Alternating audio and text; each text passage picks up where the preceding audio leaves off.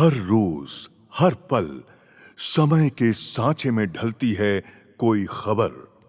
हर खबर आप तक पहुंचाएगा जन जागरूकता मीडिया, सरोकार अभिव्यक्ति की आजादी का, पैरोकार निर्भीकता और सच्चाई का। 70 और 80 के दशक के सुनहरे दौर में बॉलीवुड में कई सितारे चमके, लेकिन कुछ नाम ऐसे थे जो दशकों बाद भी लोगों के दिलों में जिंदा है। उन्हीं में से एक है गुजरे जमाने के दिग्गज अभिनेता विनोद खन्ना, जिन्होंने अपनी अदाकारी स्टाइल और व्यक्तित्व से सिनेमा प्रेमियों के दिलों में अमिट छाप छोड़ी। नमस्कार, आप सभी का स्वागत है जन जागरूकता मीडिया पर, जहां आज हम बात करेंगे दिग्गज एक्टर विनोद खन्ना के बारे में, क्योंकि आज उनकी बर्थ एनिवर्सरी है। आज अगर विनोद खन्ना हमारे बीच होते तो अपना 79वां जन्मदिन मना रहे होते। उनका जन्म 6 अक्टूबर 1946 को पेशावर यानी अब के पाकिस्तान में हुआ था। स्कूल के दिनों में वह बेहद शर्मीले थे, लेकिन एक दिन जब शिक्षक ने उन्हें जबरन मंच पर नाटक करने भेजा, वहीं से अभिनय ने उनके जीवन की दिशा तय कर दी।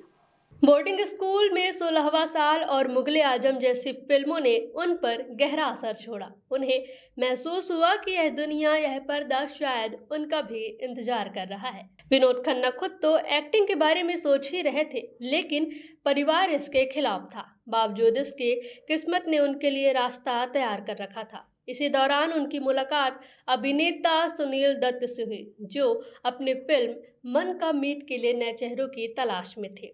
सुनील दत्त ने विनोद की आंखों में कुछ खास देखा और उन्हें फिल्म में मौका दे दिया। भले ही वह फिल्म ज्यादा कामयाब नहीं हुई, लेकिन यहीं से विनोद खन्ना का फिल्मी सफर शुरू हुआ।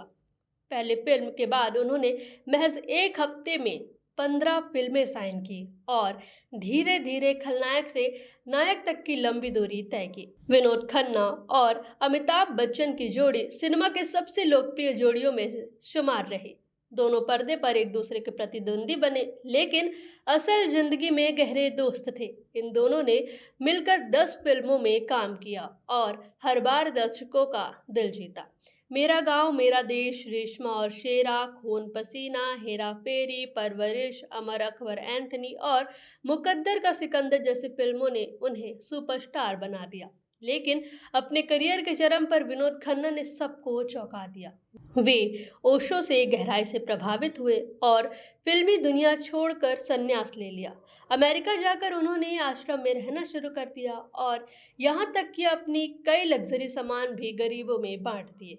कुछ सालों बाद वे भारत लौटे और फिर से बड़े पर्दे पर छा गए। साल 1990 में उन्होंने कविता खन्ना से दूसरी शादी की, जिनसे उन्हें एक बेटा और एक बेटी हुए। बाद में कविता ने सिमी ग्रेवाल के शो पर कहा था कि विनोद के साथ जीवन बहुत चुनौतीपूर्ण रहा। अपने करियर के अंतिम वर्षों में भी विनोद खन्ना ने कई दमदार भूमिकाएं निभाई। वांटेड, दबंग और दबंग 2 में उन्होंने सलमान खान के पिता का किरदार निभाया, जबकि शाहरुख खान की फिल्म दिलवाले में उनकी आखिरी झलक देखने को मिली थी। साल 2017 में ब्लैडर कैंसर ने उन्हें दुनिया से छीन लिया। उनकी आखिरी तस्वीर जब सामने आई तो पूरा देश हैरान रह गया था। चेहरों पर दर्द था और पूरा शरीर कमजोर पड़ चुका था।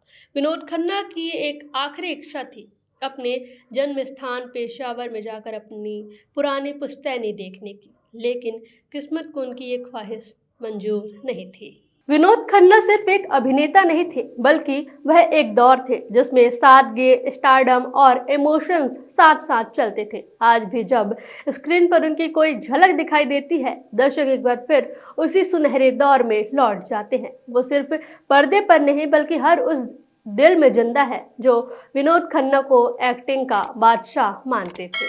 देश प्रदेश की सभी बड़ी खबरों से जुड़े रहने के लिए हमारे YouTube चैनल को लाइक, शेयर और सब्सक्राइब करना ना भूलें। साथ ही लेटेस्ट खबरों के लिए बेल आइकन को प्रेस